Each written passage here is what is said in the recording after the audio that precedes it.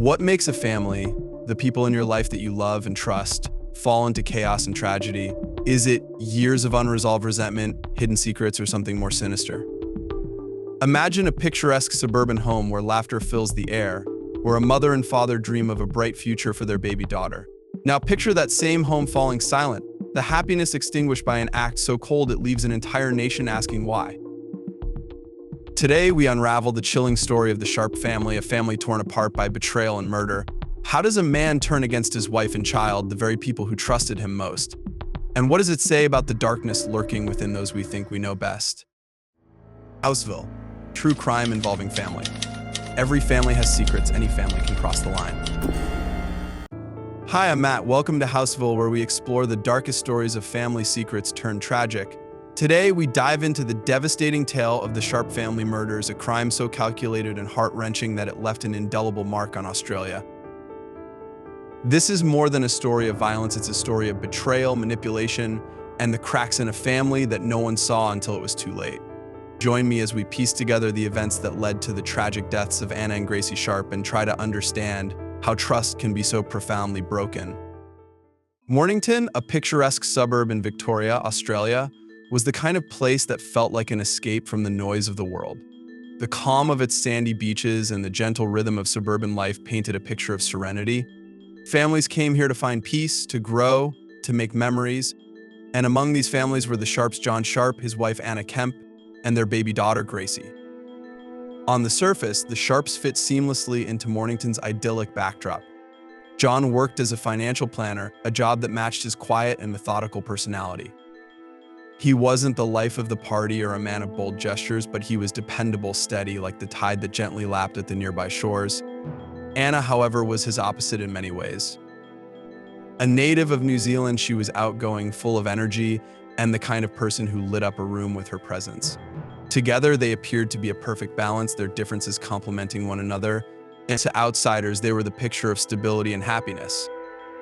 But beneath the polished exterior, there were cracks. Subtle at first, almost imperceptible, but growing wider with each passing day.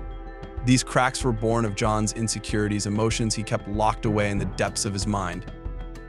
Gracie, their one-year-old daughter, was a beacon of joy for Anna, who had embraced motherhood with open arms. She doted on Gracie, pouring her love and attention into her child without hesitation. Gracie, however, had been born with hip dysplasia, a condition requiring her to wear a corrective harness. For Anna, it was a challenge, yes, but one she faced with strength and resolve. For John, it became something far darker. He viewed Gracie's condition not with compassion, but with a sense of shame. An irrational, gnawing belief that it reflected a failure on his part. He couldn't bring himself to see his daughter's resilience or her potential. Instead, he allowed this unfounded embarrassment to burrow deep, adding weight to the burden he already carried. John's relationship with Anna was also quietly deteriorating. Before becoming a mother, Anna had built a successful career, a point of pride for her and those who loved her. But for John, it was a sore spot. Her accomplishments cast a shadow over his own, or at least that's how he saw it. Her confidence and ability to thrive in any setting were qualities he couldn't mirror. Instead of drawing strength from her success, he let it fuel a growing resentment. These feelings were never spoken aloud. There were no explosive arguments, no outward signs of discontent that would have signaled trouble to the outside world. Yet within the walls of the Sharpe household, an emotional chasm was forming. John's resentment simmered quietly, unnoticed by those closest to him. To Anna's parents, who lived in New Zealand, their daughter seemed happy, if a little tired from the demands of raising a young child. To neighbors and acquaintances, John was simply reserved, a man who preferred to keep to himself. But the unspoken truths between John and Anna festered. Each unacknowledged frustration, each moment of internalized jealousy, became another brick in a wall that separated them. While Anna remained blissfully unaware of the depth of John's dissatisfaction, he was retreating further into himself, his thoughts darkening with each passing day. Perhaps most chilling is the hindsight we have now, the knowledge of what lay ahead. It's easy to wonder, could anyone have noticed? Were there signs, subtle but telling, that might have hinted at the storm brewing beneath John's placid exterior? The truth is, from the outside, the Sharpes appeared no different than countless other families. A busy, tired, and loving couple adjusting to life with a toddler. But hindsight casts a long shadow, and in its light, the cracks become clear. Anna's vibrancy, once a source of pride for John, had become a thorn in his side. Gracie's condition, which should have inspired a father's protective instincts, instead became a symbol of his imagined inadequacy. And the toxic mix of these feelings, left unchecked and unresolved, created a pressure that would eventually erupt in violence. It is haunting to think that this serene suburban home, nestled in the quiet streets of Mornington, could become the site of such darkness. The garden Anna had lovingly tended, the rooms once filled with Gracie's laughter, would soon bear witness to acts so horrifying they would shock an entire nation. The cracks in the Sharpe family were not sudden, they were not dramatic, they were the kind that creeps slowly, spreading silently, until one day the foundation collapses. And when it did, the world would see the unimaginable. For now, though, the family continued their lives, outwardly ordinary, inwardly teetering on the edge of catastrophe. By early 2004, the fractures in John Sharpe's psyche had widened into a chasm of darkness. While he maintained the facade of a normal life, resentment and anger boiled beneath the surface. John's growing sense of inadequacy and his irrational feelings of shame regarding Gracie's medical condition had begun to consume him.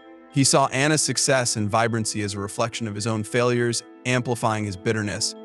Instead of addressing these emotions, John allowed them to fester in silence, plotting an escape from the life he had built but no longer wanted. In February 2004, John took a step that would transform his internal turmoil into a chilling reality. He purchased a spear gun, ostensibly for recreational fishing. To those around him, this was an innocuous purchase, barely worth noticing. But John knew exactly what he intended to use it for. He conducted internet searches, learning how to operate the weapon effectively. It was premeditation at its coldest, a quiet, methodical preparation for murder.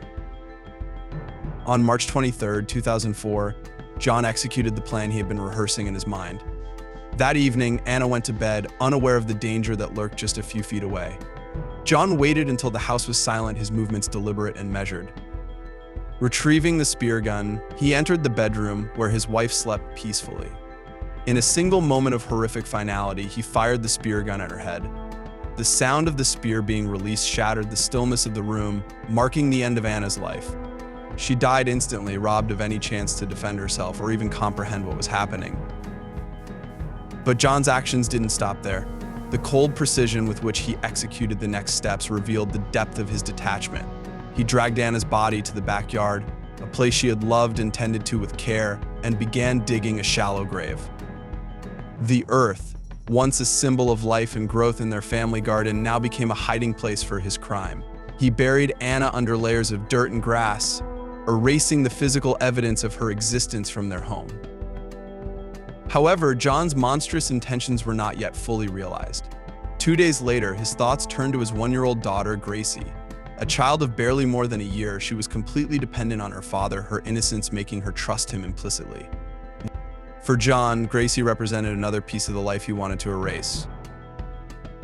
On March 25th, John wrapped Gracie's small body in plastic, concealing her as though she were nothing more than a disposable object. He carried her to his car, the act of betrayal beginning the moment he strapped her into her seat. John drove to a remote location, choosing a landfill where the remains of everyday life are discarded and forgotten. There, armed once again with the spear gun, he took his daughter's life. Her cries went unheard, her fate sealed by the one person who was supposed to protect her. John's final act was to dispose of Gracie's body in the landfill. The callousness of this decision was staggering. By placing his daughter's body among heaps of garbage, John sought to erase her from the world entirely, as if she had never existed. This calculated erasure was the ultimate betrayal, a denial of both Anna and Gracie's humanity. After committing the unthinkable, John shifted into full cover-up mode. He knew that questions would come, particularly from Anna's family, who spoke to her regularly and were devoted to Gracie. To buy himself time, John concocted a story he claimed that Anna had left him, taking Gracie with her. He told Anna's family that she had returned to New Zealand to clear her head. The lie was audacious, but initially it worked. To make the deception more convincing, John used Anna's phone to send text messages to her family and friends. These messages were short, detached, and out of character for Anna, but they served their purpose. The cold, mechanical tone of the texts raised suspicions, but didn't yet expose John's crime. He attended social events and maintained a calm demeanor, speaking about Anna's departure as though it were a simple marital spat. One of the most chilling aspects of John's cover-up was his interaction with Anna's mother. Over the weeks that followed the murders, he spoke to her on the phone multiple times, reassuring her that Anna and Gracie were fine. His voice was calm, his lies carefully constructed. He even told her that Anna needed space and that they shouldn't worry. These conversations added another layer of cruelty to John's actions, forcing Anna's family to endure uncertainty and heartache. But as time went on, the cracks in John's story became harder to hide. Anna's family grew increasingly alarmed by her lack of contact. Anna had always been close to her family, and the silence was deafening. The messages from her phone didn't sound like her, and her absence at important family events raised red flags. Eventually, Anna's family reported her disappearance to the police. The investigation began with interviews, and John's story quickly began to unravel. His timeline was inconsistent, and his behavior raised suspicion. Investigators pressed him harder, and the weight of his lies became too much to bear. On June 22, 2004, John confessed to the murders during a police interview. The confession was chilling in its detail, delivered with a cold detachment that shocked even seasoned investigators. John described how he had killed Anna and Gracie, as though recounting a mundane task, showing no sign of remorse for his actions. John Sharpe was sentenced to life in prison, with a minimum non-parole period of 33 years. The sentence, while significant, could never erase the pain and devastation caused by his actions. For Anna's family, the loss was immeasurable. They not only lost a daughter and granddaughter, but also had to grapple with the knowledge that the person responsible was someone they had trusted. The Mornington community was stunned. People who had known John as a quiet, unassuming man were horrified by the revelation of his crimes. Neighbors struggled to reconcile the image of the mild-mannered financial planner with the cold-blooded killer who had lived among them. In the years since the murders, Anna and Gracie's memory has been honored by those who loved them. Vigils and memorials have celebrated their lives, even as the details of their deaths cast a long shadow. The case has become a haunting reminder of how dangerous suppressed emotions and unspoken grievances can be. This tragedy serves as a sobering testament to the darkness that can exist within the closest relationships. It highlights the importance of open communication, mental health awareness, and addressing problems before they spiral out of control. The story of the Sharpe family is not just one of tragedy, it's a harrowing exploration of how deeply trust can be shattered by those closest to us. It's a chilling reminder that even the seemingly strongest family bonds can be fragile, easily fractured by hidden resentments, unspoken grievances, and emotional isolation. John Sharpe's actions weren't just crimes against his wife and child. They were betrayals of the love, trust, and security that a family is meant to embody. This case forces us to confront difficult questions. How can the seeds of such devastation take root in a seemingly normal home? What warning signs might have been missed, and how could this tragedy have been prevented? The Sharpe family story serves as a stark reminder of the importance of addressing conflict, seeking help, and fostering open communication within our most intimate relationships. It's also a sobering reflection on the nature of deception. John's ability to maintain his facade for months, attending gatherings, speaking with Anna's family, and crafting elaborate lies, reveals the chilling capacity some individuals have to mask their darkest intentions. This duality, the contrast between the outwardly mild-mannered man and the calculated killer he became, is perhaps one of the most unsettling aspects of this case.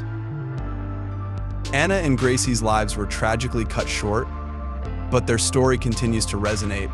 It's a tale that serves as both a cautionary warning and a call to cherish the relationships we hold dear. For Anna's family, friends, and community, the pain of their loss is a constant reminder of the devastating consequences of unresolved struggles and unaddressed emotions. If you found this story as compelling as it is heart-wrenching, don't forget to subscribe to Housevil for more stories that uncover the dark truths behind family bonds. Each case we explore offers valuable lessons about trust, betrayal, and the human condition. Share your thoughts in the comments below. What do you think could have been done to prevent this tragedy? I'd love to hear your perspectives. Thank you for joining me today, and remember to hold your loved ones close. I'll see you in the next episode of Housevil, where we continue to shine a light on the shadows of family secrets.